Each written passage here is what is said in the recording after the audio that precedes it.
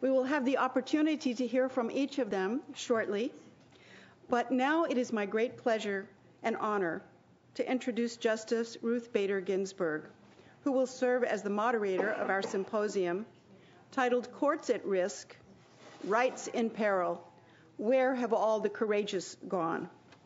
Justice Ginsburg has been an Associate Justice of the United States Supreme Court since August of 1993.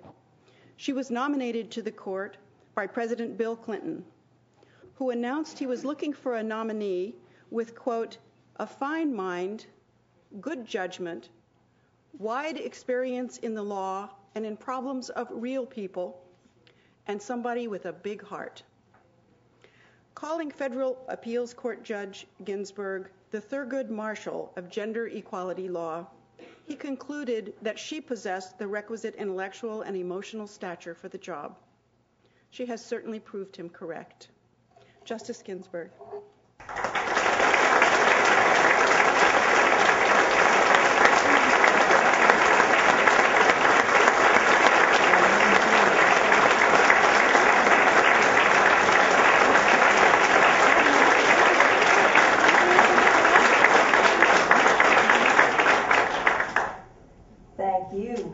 Gruber, for inviting me to share this spirit-lifting occasion with you.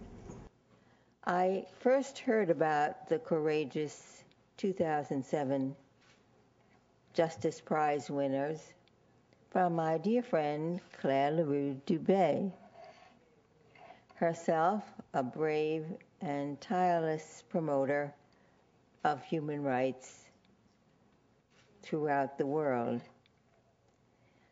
To Claire's suggestion that I attend this prize presentation, I answered at once, "Mais oui." In good times, when peace and prosperity prevail, it is easy to champion rights and freedom. The way paved by the jurists we honor today has not been easy. They have held fast to their ideals in the worst of times, times when fear overwhelmed and silenced everyday good people. Our honorees were not among the silent. They have risked their own security in pursuit of justice for others, for people prey to abuse and oppression imposed by dictatorial, inhumane, corrupt regimes. I am in awe of their achievements in the face of adversity, and in common with all gathered here, I draw inspiration from their example.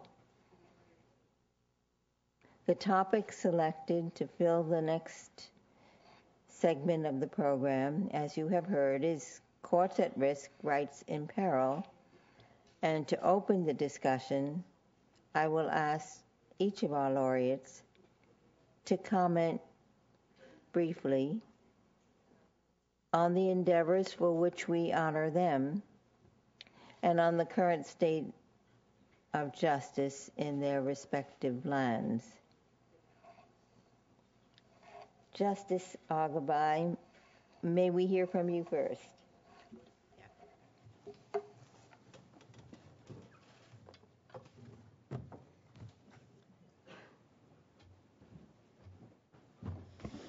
Thank you, Justice Ginsburg. And I'm very touched and very moved because I didn't expect this message from my colleagues in Argentina. It took me by surprise. But I must say that this prize also took me by surprise. So I had to thank the Gruber Foundation and Pat Persons here and Peter that's absent. But I'm really, this was very special for me. I've been working for human rights for a long time. I've been working for women's rights that are human rights, of course, Since a long time, I'm one of the founders of the International Association of Women Judges, and I have the pride of saying I was one of the presidents of this magnificent institution. I think this bad experience in prison during the military dictatorship, staying without charges, without trial, without knowing why I was there, except that they didn't like me, evidently. Not knowing when I was going out, if I was going to go out. I think that changed my life in some aspects. I think I just, at that moment, I just was conscious that when you are to the bottom of your life, you have nothing in the sense of social paintings or something, just you are reduced to your own real, pure self, then you know if you're a good person or not. And I think I discovered I was fairly good, a fairly good person. Because what I wanted to do was to help.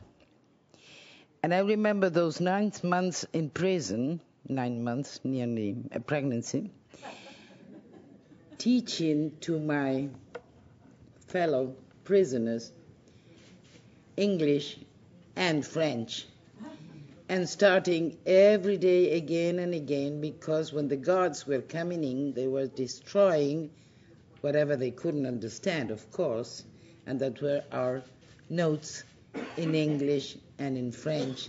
And it was started again and again to try to do something. And on Friday nights, I had instituted we are going to the cinema, and as I had a very good memory, and I was a very good reader, and I had to read a lot about literature, I started relating, for instance, The Count of Monte Cristo, as if it were a film or something.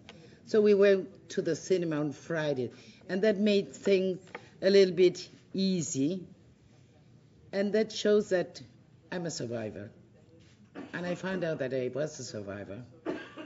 And I think that is what brought me the Justice Prize here, because I hope the day I put my foot out of prison and say, this thing must not happen anymore, no more in my country. Nunca más. That's the end of the trials of the juntas. That's the end of the CONADEP investigation of the crimes against humanity, the desaparecidos in Argentina. That's the word for us. Never more we want to have this sort of dictatorship in my country. Never more. So I'm here through the rule of law, just affirming the rule of law and justice, to see that never more a dictatorship would come to my country. Thank you very much.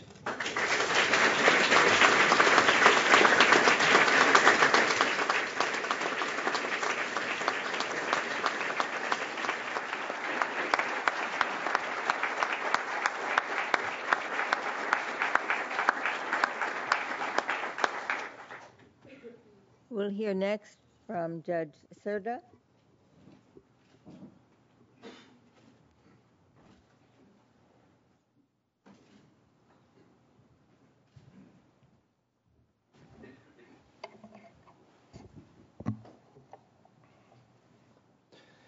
President Patricia Gruber, Justice Ginsburg, members of the jury, ladies and gentlemen. With delight, I have come here today to receive this award. With pride, I accept it, as it represents the part of our humanity that should matter the most to us, the dignity of the people. And with hope, I project it towards a future in which the duty of a judge is understood and assumed to be in essence committed to the living source of the law. I am being honored, from one part, because of my behavior as a judge during a period of the history of the Republic of Chile in which the fundamental rights of the people were not recognized. I am being honored also because of my contribution as law professor and a scholar in the Judicial Academy and in the daily practice of encouragement and strengthening of a juridical culture of principles, which is in line with the main purpose of the Justice Prize, to encourage further advancements in the field and progress toward bringing about fundamentally just work. In an early thesis with which I complete a special scientific doctorate at the Catholic University of Leuven, Belgium, entitled The Judge and the Judicial Values, I believe I found sufficient scientific basis to conclude that the law itself is not autonomous, the law as a rule of law, is not autonomous from other factors present in the decisions of justice, such as the circumstances of the concrete case, the social reality in which this case takes place, the scope and significance of the language in which it is expressed, the pertinent norm, the functionality of the system of which this norm is part, principles that inspire and inform the legal system, current cultural reference, and pertinent historical ethics. Such a theory generates an immediate reaction. Where is left then the legal certainty? Where is the predictability of the judicial decisions? At that time, I felt compelled to study further these essential issues, and the University of Paris II French gave me the opportunity to undertake a doctorat de troisième cycle, where my thesis, The Nature of the Process of Law, looked for establishing the basis of the relevance of the process of law as a means of rooting into society principles and values of law. The 80s arrived. Chilean law lives through exceptional times. The judiciary tolerates what today we know were flagrant violations of human rights. I assume a jurisdictional behavior consequent with my understanding of being a judge, producing resolutions seen by my superiors in a hostile light, and resulting in sanctions that nearly resulted in my removal from the judiciary.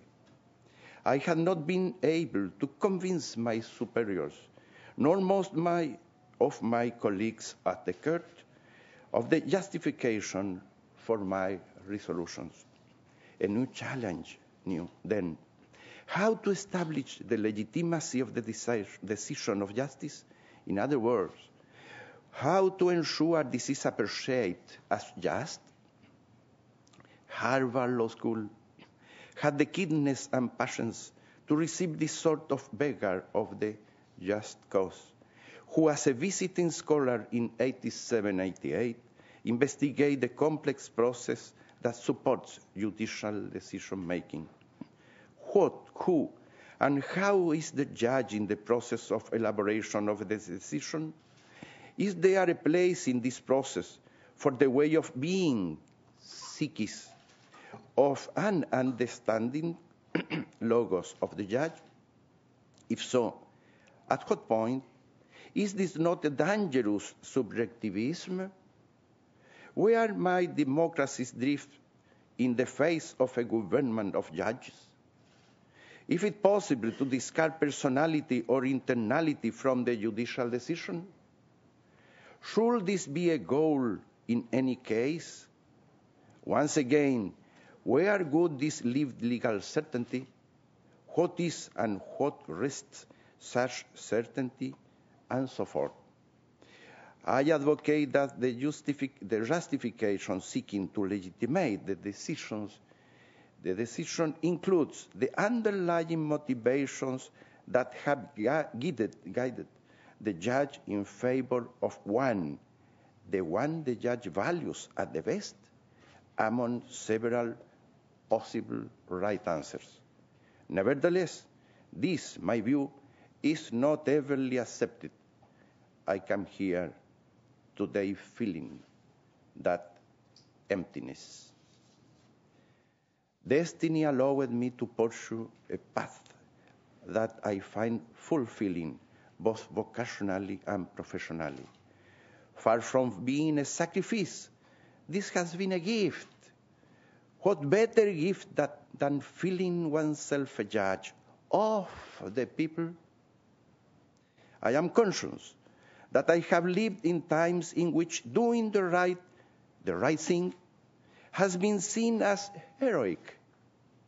From my humble point of view, in my case, it has not been heroism, at least from an individual point of view.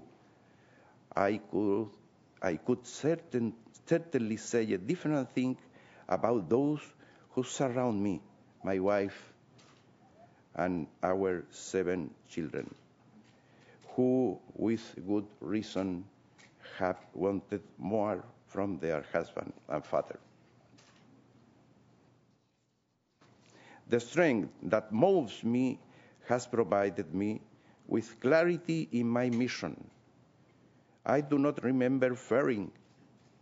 I hope I have done what in which I have believed, in peace, without hate, far away from vanity and selfishness, in conscience. Thank you, Mrs. Gruber and Mr. Gruber, by the way of you. Thank you, those who work at the Gruber Foundation. Thank you to everyone present today, especially to Carmen and Mónica, who today make me feel as special as they are, which is saying something. Thank you, Adriana, Juan Pablo, Adrianita, Francisca, Carlos José, Cristóbal, Martita y Bernardita. Thank you, all members of the jury, for showing the world this style of being a judge that, with all humility, can serve to those who intend doing justice among human rights. Thank you.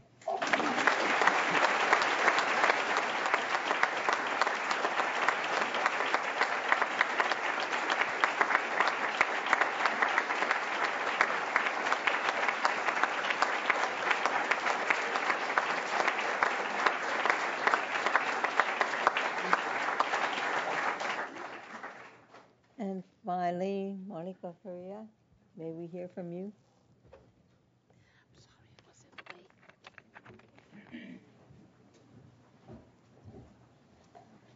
Thank you, Justice Ginsburg, and thank you to you all for being here today. Patricia Gruber, thank you so much for the honor that the foundation makes me to allow me to be today among you and talk a little bit about the situation in my country and share with you some thoughts. My experience comes from 1992, and I consider that I really lived through a schooling of law. I think that Judge Argibay made very important remarks about how sometimes lawyers were confronted with life where violations occurred, and actually we are there together with the people that are suffering these violations. This provokes such a, I would say, touched me in such a way that certainly changed my mentality and deeply pointed at the direction where I wanted to head. It's been said today that about the healing power of justice. I think it's so true. Justice heals. And my input as an advocate, as a lawyer, as an attorney, was to help shaping the law in the direction to make impunity something of the past in our days, and use law in a way that we could redress violations and we could redress the authoritarian use of power against individuals. My work concentrated in 3 areas. I believe on the area of prisoners' rights, on the area of women's rights, because I, perhaps because of my own condition as a woman, brought together a gender perspective in my own pleadings in the cases where I work. And finally, I wanted, obviously, to have legal consequences from actions that have caused great suffering to individuals and constituted crimes. For me, we share something in common with my co-recipients. We have a clear, perhaps, attitude towards the need to deal with impunity in the Latin American region. And I believe that that's a contribution towards the world, because we are living new days. Grotius, an international lawyer from the last century, used to say that the ultimate source of law is human consciousness. I believe that's very true. I believe that law is what we actually made of it as human beings, and how we digest our own experiences of applying it to our realities. So I can only, I'm open to questions. I know you are maybe interested in many different aspects of what's been going on in our respective countries, including Peru. We have had news of the recent extradition of Alberto Fujimori. It's the first time that a former head of a state is extradited to a stand trial for crimes against humanity. And this is what is happening now in Peru. We look forward that justice will be done, that due process will be respected, not just from the perspective of the accused person, but as the Inter-American Court of Human Rights has pointed out, also from the perspective of the victims, because due process has to do with the determination of the rights, not only of the accused person, but also of the victim that has suffered the legal injury. So, well, I leave the floor to Justice Ginsburg. Thank you so much for your attention, and thank you for being with us today.